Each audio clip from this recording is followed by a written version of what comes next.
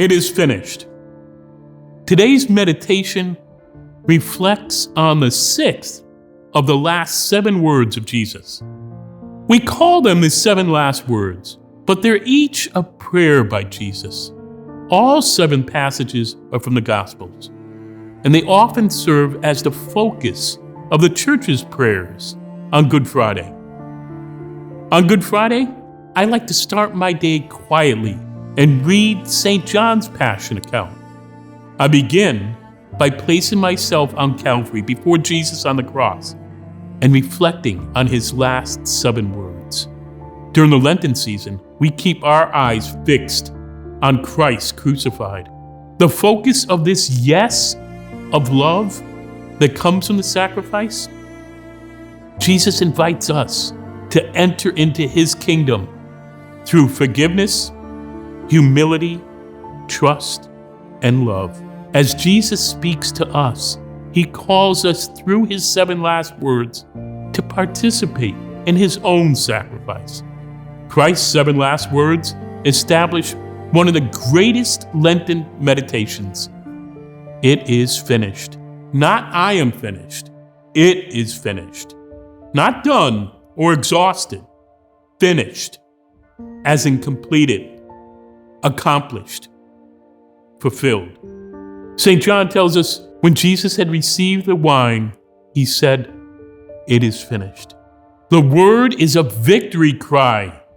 Humanly, Jesus may have seen how much more there was to do, but he humbly places the completion of his mission in God's hands. What an example for us.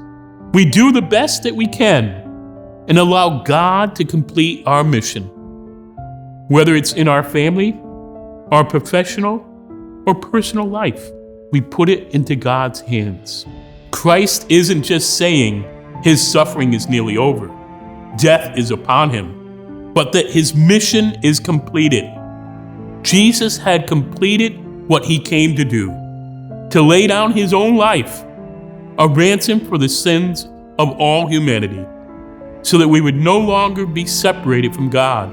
His words are one of ultimate surrender. When these words are read as part of the Good Friday liturgy, Jesus is still amazingly conscious, even after hours of being on the cross. This expression, "it is finished," did not simply mean that death was upon him, but rather that he had fulfilled his mission, and because he was God, willingly laid down his own life. His preaching, miracles, and finally earthly suffering would soon be over. Jesus' ministry and resulting death would pay the debt of sin for all humanity. The 6th word, "it is finished," sometimes translated with equal accuracy, "it is accomplished," or "it is completed." The work begun had come to its end. The Sabbath would shortly begin, and a time of rest could descend.